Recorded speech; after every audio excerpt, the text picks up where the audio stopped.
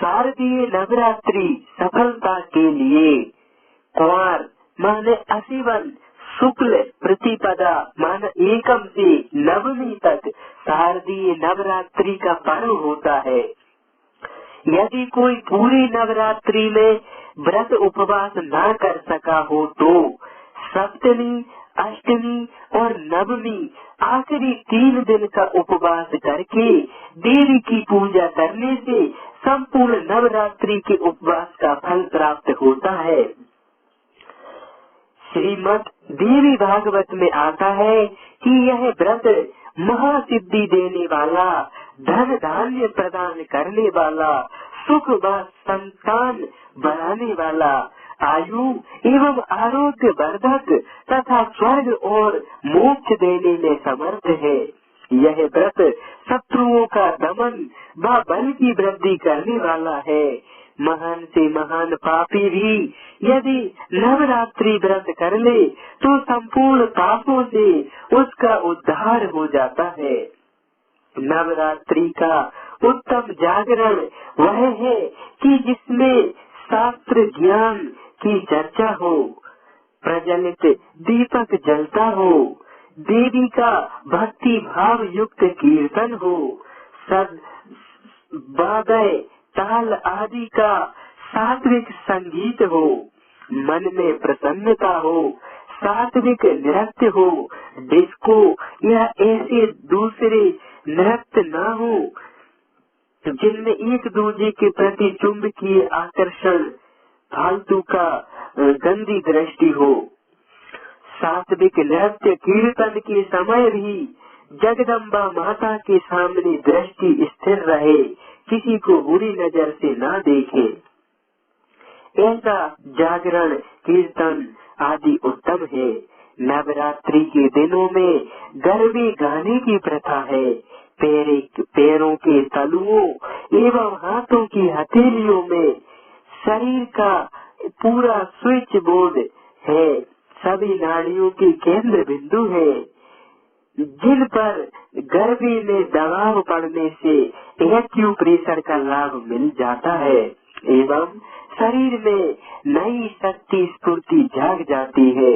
नृत्य से प्राण अपान की गति सम होती है तो सुषुम्ना शक्तियों को जागृत करने का अवसर मिलता है एवं गाने से हृदय में माँ के प्रति दिव्य भाव उमड़ता है। बहुत गाने से शक्ति क्षीण होती है। ज्यादा तेज ज्यादा तालियां बजाने से भी शक्ति का ह्रास होता है। अतः मधुर प्रिय हितकर सज्जनता समता संयम युक्त नृत्य गायन होना चाहिए। रक्षा बंधन संकल्प शक्ति का प्रतीक। रक्षा बंधन के दिन बहन भैया के लालच पर तिलक चावल लगाकर संकल्प करती है कि मेरा भाई भगवत प्रेमी बने।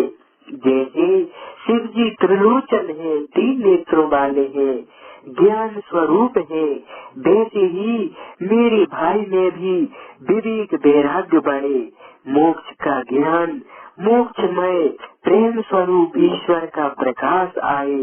मेरा भाई धीर गंभीर हो, मेरे भैया की सूझबूझ यश कीर्ति और ओज तेज अक्षुत रहे, क्षीण न हो। भाई सोचे कि हमारी बहन भी चरित्र प्रेमी, भगवत प्रेमी, आदर्श दिनचर्या जीवन वाली बने। इस रक्षा बंधन पर्व पर धारण किया हुआ रक्षा सूत्र संपूर्ण रोगों तथा अशुभ कार्यों का विनाशक है। इसे वर्ष में एक वस्त्र धारण करने से वर्ष भर मनुष्य रक्षित हो जाता है, ऐसा भविष्य पुराण में आता है। बहन की शुभ संकल्प शुभ भावना हो, जिसमें भैया का हित विकास उत्थान भरा हो, वो भैया संयमी हो, जैसी दृष्टि से मुझे देखता है वैसी दृष्टि इस गांव रूपी परिवार के प्रति उसकी बने। सब पड़ोसियों को भी गांव में सभी को बहन की दृष्टि से देखे, ऐसी शुभकामना शुभ संकल्प बहन का भाई के प्रति होना चाहिए और भाई का बहन के प्रति भी अच्छा ऊंची दृष्टि होनी चाहिए। रक्षा बंधन के पर्व पर बहन भाई को आयु आरोग्य और पुष्टि की वृद्धि की भावना से राखी बांधती है। अपना उद्देश्य ऊंचा बनाने का संकल्प लेकर ब्राह्मण लोग इस पूर्णिमा को जनेऊ भी बदलते हैं। समुद्र का तूफानी स्वभाव श्रावणी पूर्णिमा के बाद शांत होने लगता है। इससे जो समुद्री व्यापार करते हैं वो नारियल आदि भी फूलते हैं। मैं तो भाई बहनों से निवेदन करूं कि रक्षाबंधन के पर्व पर भाई बहनों के लिए महान नारी तो नारायणी कल्याण का नारी अंक जो गीता प्रेस गोरखपुर से प्रकाशित होता है, साधन सुधा सिंधु जो स्वामी राम सुखदास जी के सत्संग अमृत से परिपूर्ण है, गीता साधक संजीवनी जो स्वामी राम सुखदास जी ने गीता पर व्याख्या लिखी है, रामायण गीता शिव पुराण आदि ग्रंथ बहनों को इस रक्षाबंधन के पर्व पर भेंट करे और बहन भाई से यह प्रार्थना करे, ये वचन ले कि भैया मैं आपसे रक्षाबंधन पर यह चाहती हूँ कि आप नियमी संयमी अच्छी दिनचर्या बनाए, अपनी दृष्टि को सब बहनों के प्रति मात्र बस माँ जगदम्बा के समान सब बहनों को देखे जो परिवार आदि कुटुंब के अलावा गांव आदि में है।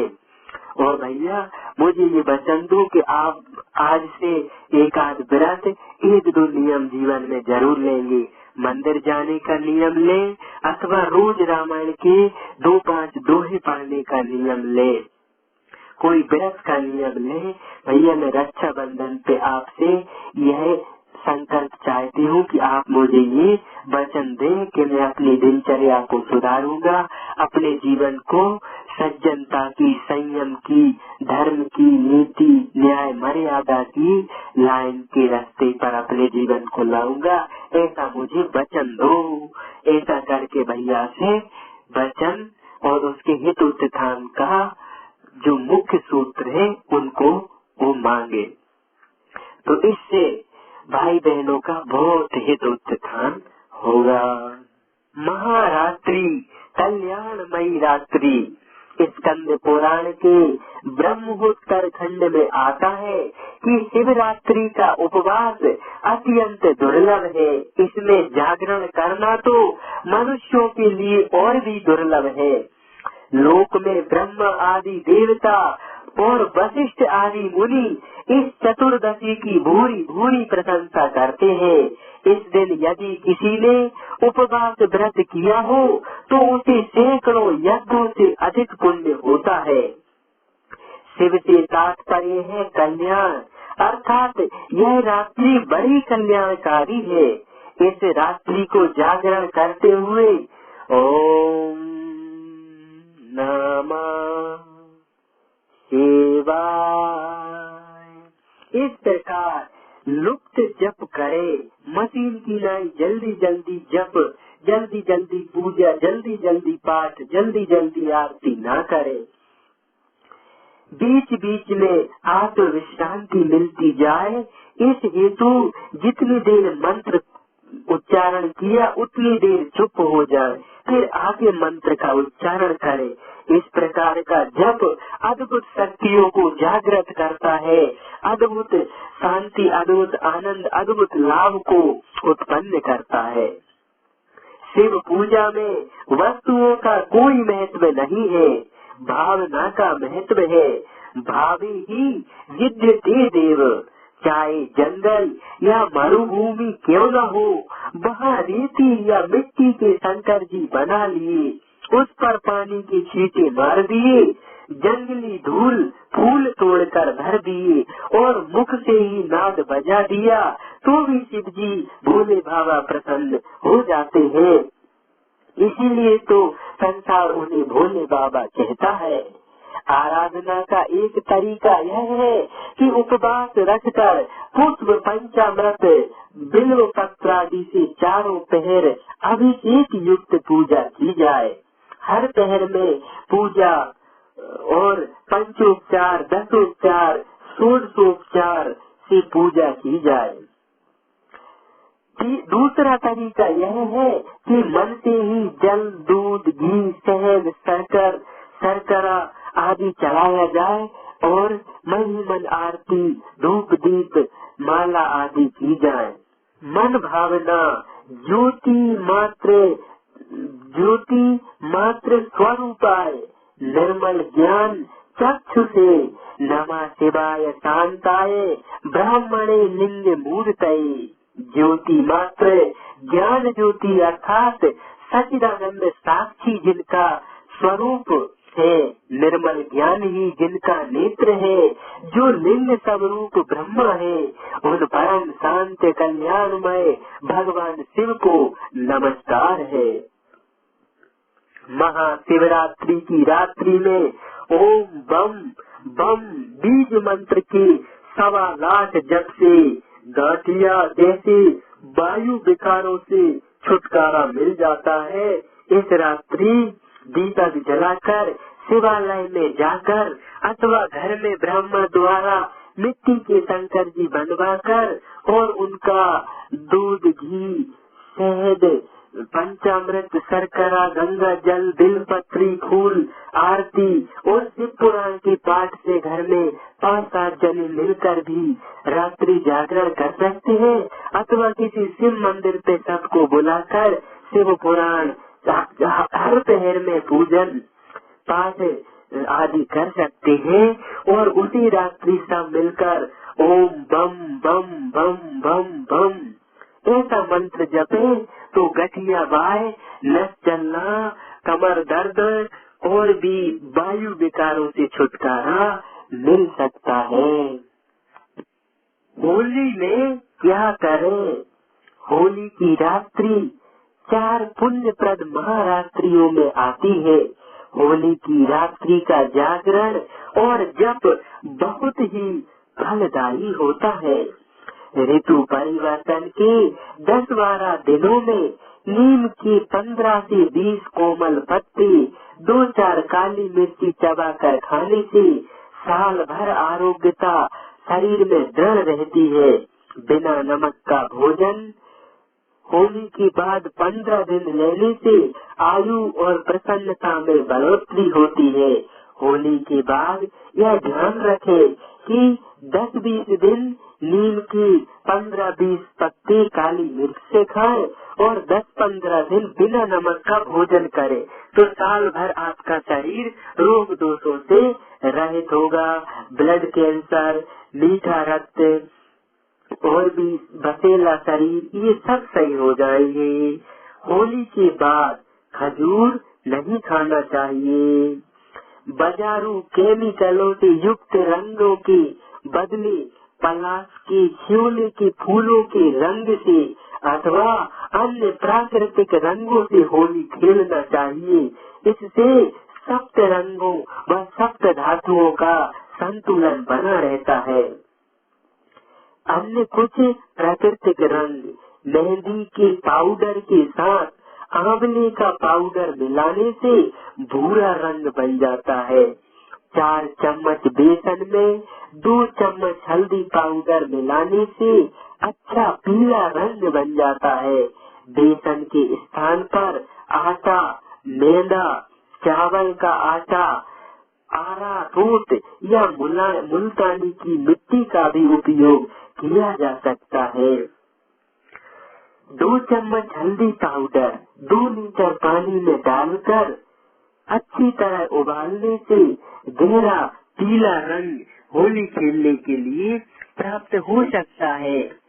आंवला का चूर्ण लोहे के बर्तन में रात भर भिगोने से काला रंग तैयार होता है।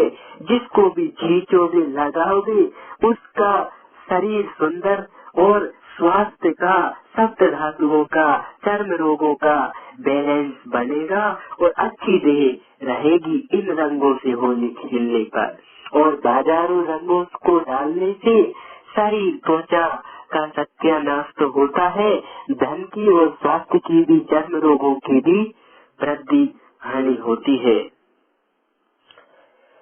शरद पूनम चंद्र दर्शन शुभ। शरद पूनम की रात्रि को 1000 काम छोड़कर 15 मिनट चंद्रमा को एकटक देखना चाहिए। एक आध मिनट आंखें झपकाए, 15 मिनट बिना आंखें झपकाए चंद्रमा को देखने से नेत्र ज्योति बढ़ जाती है। एक आध मिनट आंखें टपटपाना, कम से कम 15 मिनट चंद्रमा की किरणों का फायदा लेना। ज्यादा करो तो और अच्छा है, पर एक तक चंद्रमा को देखना चाहिए और खूब आंखें बाद में मिलकाना चाहिए। इससे 32 प्रकार की पित्त संबंधी बीमारियों में लाभ होगा और पित्त संबंधी बीमारियां नहीं होगी, आंखों की रोशनी की वृद्धि होगी और शांति मिलेगी। एक तक भगवान को भी देख सकते हैं, अपने इष्ट को भी देख सकते हैं और चंद्रमा को भी देख सकते हैं। इससे आध्यात्मिक और शारीरिक दोनों लाभ मिलते हैं। एकाग्रता की भी बड़ी भारी वृद्धि होती है। जो विद्यार्थी कहते हैं हमारा पढ़ाई में मन नहीं लगता, हमें जल्दी याद नहीं होते, उन्हें चाहिए कि वे रोज 15-20 मिनट जिनके प्रति श्रद्धा सद्भावना हो उनको अपने सामने रखकर बिना पल के झपकाए एक तक देखते रहें और मन में कोई विचार नहीं आए, उनको नीचे से ऊपर, ऊपर से नीचे भगवान का श्री विग्रह निहारते रहे। इससे एकाग्रता बढ़ेगी और ये ध्यान बहुत हितकारी होगा। इसे 45 मिनट 1 घंटे तक भी कर सकते हैं। जितना ज्यादा करेंगे उतनी एकाग्रता, स्मरण शक्ति, बुद्धि शक्ति और आध्यात्मिक शक्ति बढ़ जाएंगी, पक्की बात है।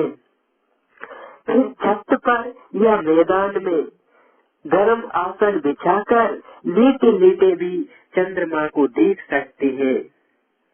जिनको नेत्र ज्योति बढ़ानी हो वे शरद पूनम की रात को सुई में धागा पिरोने की कोशिश करें। इस रात्रि में ध्यान, भजन, सत्संग, कीर्तन, चंद्र दर्शन आदि शारीरिक व मानसिक आरोग्यता के लिए अत्यंत लाभदायक है। शरद पूर्णिमा की शीतल रात्रि में 9 से 12 बजे के बीच छत पर चंद्रमा की किरणों में महीन कपड़े से ढककर रखी हुई दूध पोहे अथवा दूध चावल की खीर अवश्य रखनी चाहिए। देर रात होने के कारण कम खाएं, भरपेट नहीं खाएं, पर खीर बना के चंद्रमा की चांदनी में जरूर रखें। उसको उबालते समय उसमें चांदी का एक आध गहना भी डाल सकते हैं या सोने का गहना भी डाल सकते हैं। दूसरों को भी, गरीबों को भी, अपने से बड़े बूढ़ों को भी खिलाकर खा सकते हैं। उस रात्रि भजन कीर्तन मंडलियां, सुंदरकांड भजन कीर्तन का भी आयोजन छत पे मैदान में करके और सूर्य चंद्र देव का शरद पूर्णिमा का लाभ स्वास्थ्य के लिए भी, आध्यात्मिक उन्नति के लिए भी ले सकते हैं। सोमवती अमावस्या।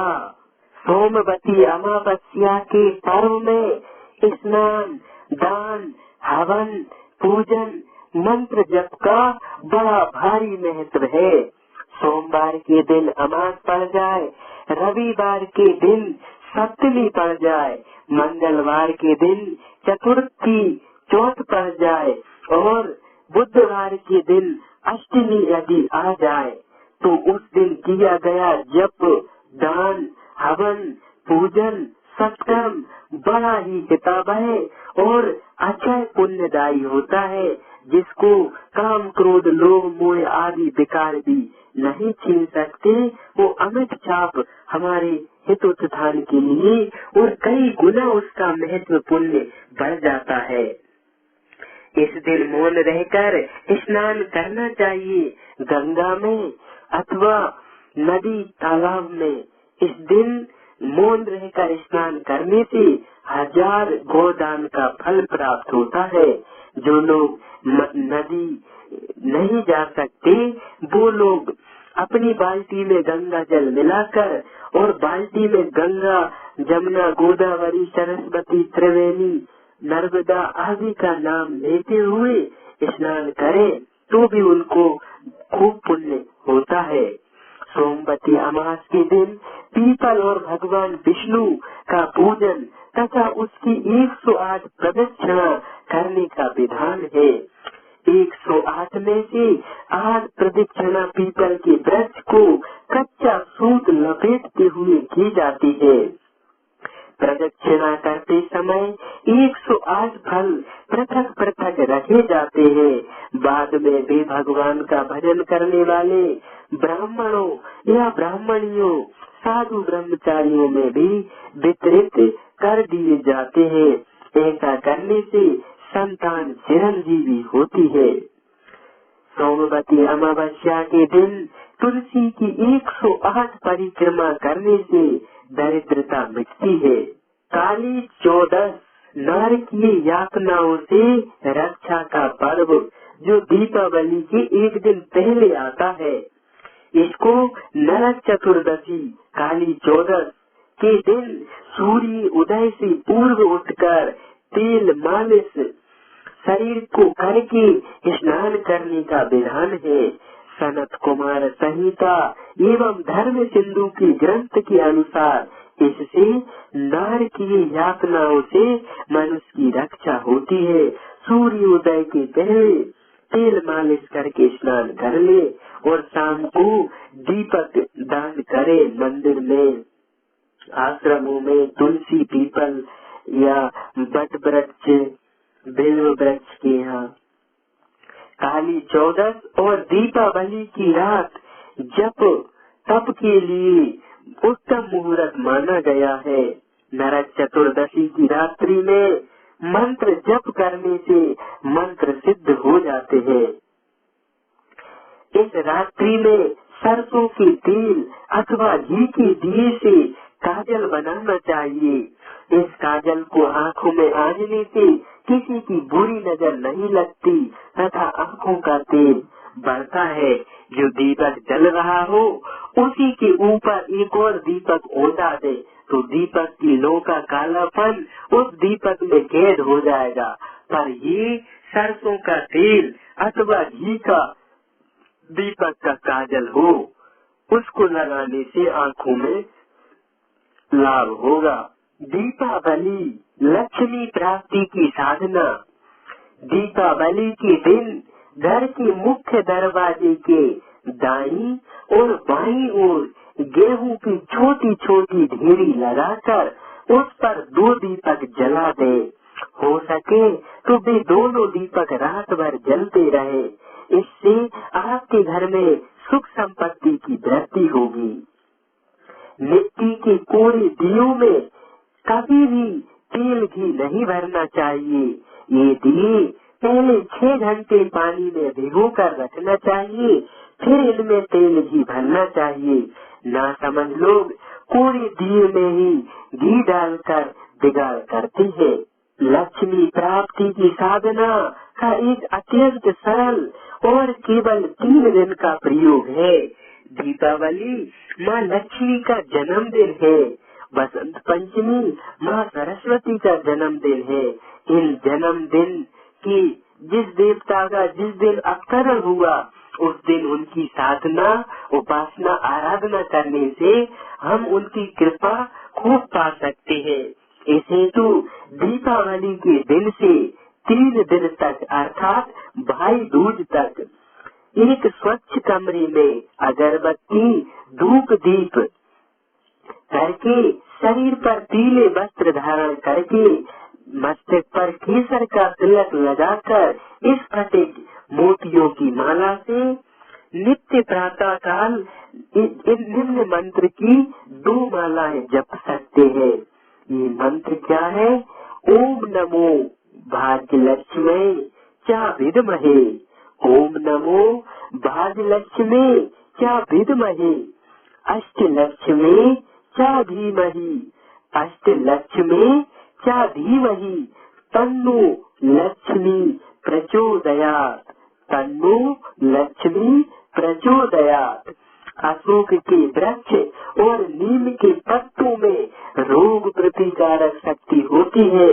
प्रवेश द्वार के ऊपर नीम, आम, अशोक आदि के पत्तों का तोरण माना बंधन बार बांधना बहुत हितकारी मंगलकारी होता है। वैसे तो पूरे कार्तिक मास में दीपक जलाने का विधान है, पर दीपावली के 5 दिनों में तो विशेष रूप से दीपक दान करना, दीप जलाना चाहिए। घर में, गौशाला में देव वृक्ष माना पीपल, बट वृक्ष, तुलसी और आंवला, बील आदि देव वृक्ष में के पास, मंदिर में, गौशाला, घर में, शमशान में, नदियों के तट पर दीपदान करना चाहिए। पुराणों में आता है कार्तिक मास में संध्या के समय श्री हरि के नाम से तिली के तेल का दीपक जो जलाता है वह अतुल लक्ष्मी रूप, सौभाग्य एवं संपत्ति को प्राप्त करता है। अश्वमेध यज्ञ के समान उस व्यक्ति को पुण्य होता है जो कार्तिक के पूरे महीने में दीप जलाकर दान करता है। दीपावली के दिनों में केवल माँ लक्ष्मी का ही पूजन नहीं करना चाहिए, क्योंकि लक्ष्मी के 2 स्वरूप भी है। एक उल्लू पर सवार होती है, एक गरुड़ वाहिनी भगवान विष्णु की लक्ष्मी है। और दीपावली के दिन ही माँ लक्ष्मी को कृपा को सिद्ध किया जा सकता है। अतः नारायण के साथ लक्ष्मी का पूजन करें और गणेश जी, माँ सरस्वती जी और कुबेर जी का भी मंत्र, मानसिक आदि पूजन करना चाहिए, क्योंकि धन में 64 दोष और 16 गुण होते हैं। अतः सावधानी और सत्संग सुमति से, ज्ञान से दीपावली पर्व मनाना चाहिए। इस रात्रि को श्री सूक्त का पाठ, कनकधार स्तोत्र का पाठ, महालक्ष्मी के 12 नामों का पाठ हितकर है। श्री सूक्त की 15 मंत्रों को घी से आहुति देने से भी माँ लक्ष्मी की धन की खूब कृपा, खूब वृद्धि होती है। इस दिन स्वाति नक्षत्र में पूजा करें तो अच्छी बात है। बिल्व पूजा भी, बिल्व वृक्ष की पूजा भी बहुत शुभ है, क्योंकि माँ लक्ष्मी की तपस्या से ही यह बिल्व उत्पन्न हुआ था भगवान शिव के प्रसाद से। इस दिन साखिया बनाना चाहिए। चावल पीसकर हल्दी में मिलाकर हर घर की देवी के ऊपर व बगल में 2 स्वास्तिक माना साथिया डालना चाहिए। दीपावली के दिन घर के सभी सदस्य एक साथ मिलकर अधि हवन करें और श्री सूक्त के मंत्रों द्वारा घृत की आहुति दे तो घर में शांति की वृद्धि होती है और सुमति की भी वृद्धि होती है। कार्तिक शुक्ल पंचमी को व्यापार, कार्य, धंधा शुरू करने से बहुत बहुत बरकत आती है।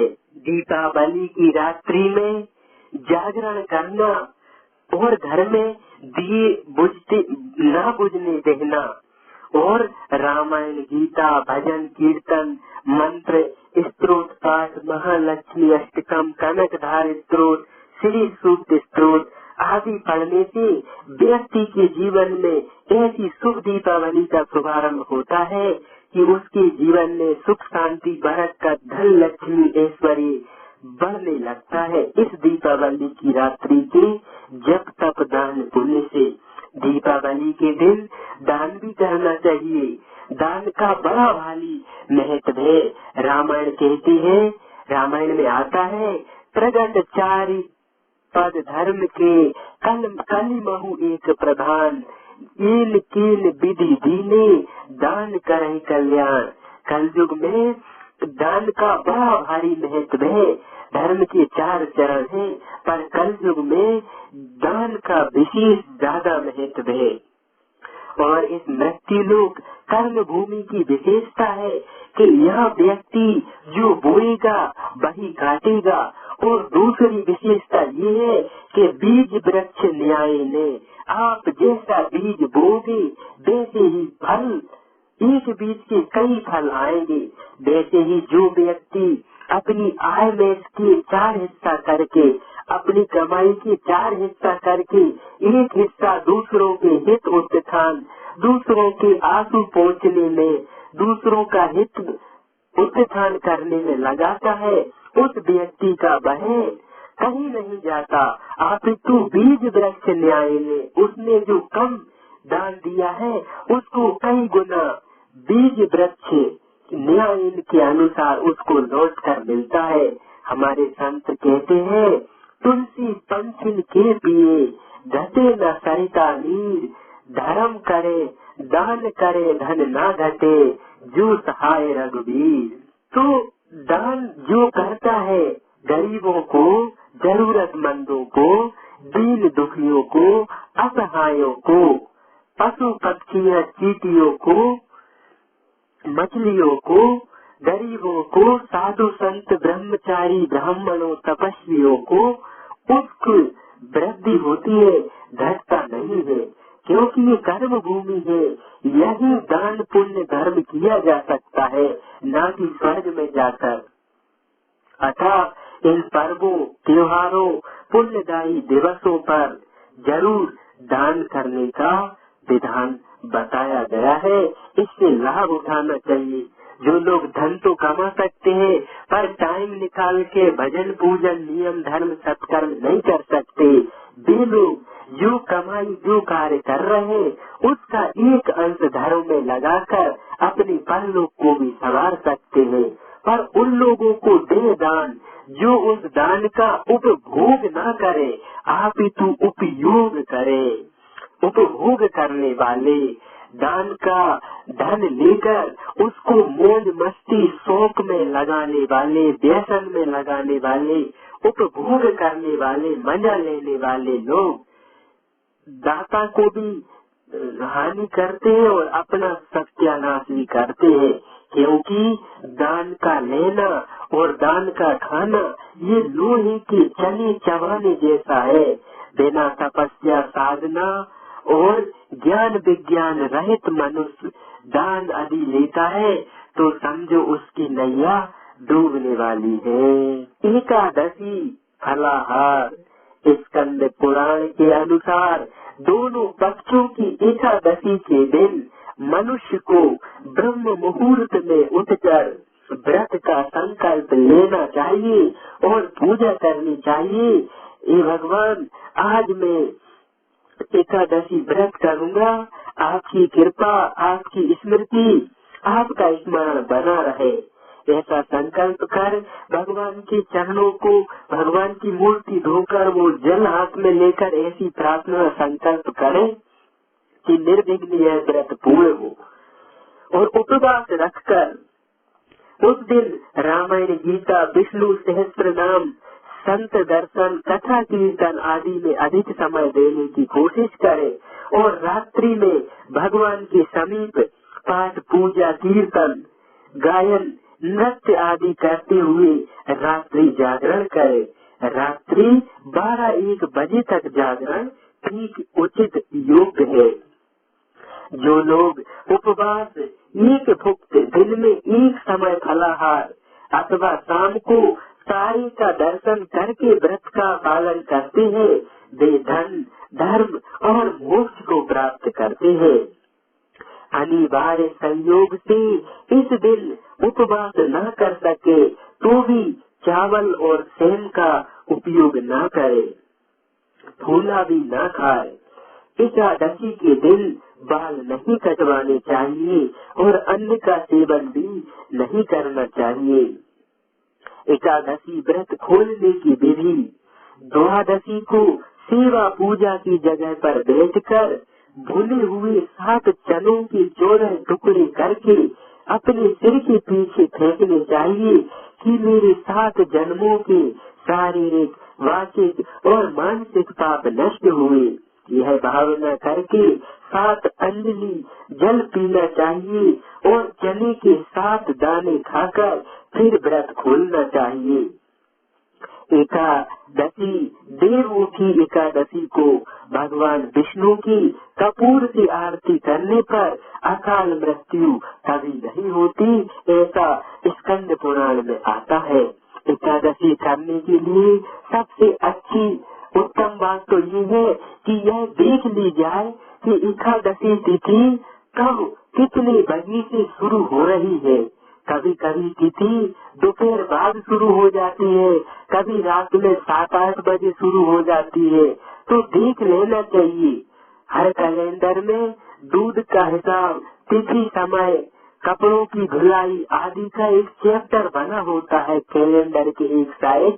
वहाँ पे तिथि समापन इतने बजे से इतने बजे तक तिथि दिनांक शॉर्टकट में लिखी होती है, तो वहाँ पे देख ले कि इतने बज के इतने मिनट तक दसवीं थी, तो समझो अगले मिनट से एकादशी शुरू हो गई है। ऐसे ये देख ले कि एकादशी इतने बजकर इतने मिनट प्रातः काल तक, दोपहर तक, दिन तक, रात तक है, ऐसा देख लेना चाहिए। तो एकादशी तिथि जब तक है उस काल में अन्न का, चना का, सेम का, फूला का प्रयोग, मुरमुरा का प्रयोग नहीं करना चाहिए। शास्त्र पुराण कहते हैं एकादशी को अन्न का खाने वाले को अन्न का पाप लगता है। तो एकादशी व्रत बहुत श्रेष्ठ और बहुत उपयोगी और हितकर व्रत है। ज्यादा व्रत करने से भी हमारे शरीर में कमजोरी होती है, शरीर को आवश्यक पोषण नहीं मिल पाता है, और व्रत ना करने से ओवरलोडिंग हो जाती है मशीन की। तो ज्यादा व्रत भी नहीं करना चाहिए और बिल्कुल व्रत ना करे ये भी नहीं होना चाहिए। आप तो माह में 2-3 व्रत ही अवश्य करना चाहिए।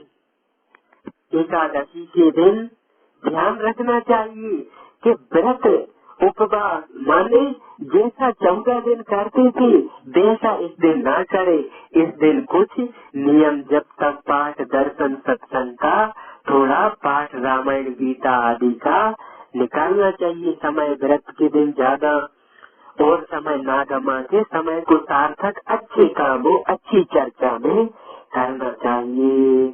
गणेश चतुर्थी चंद्र दर्शन निषिद्ध।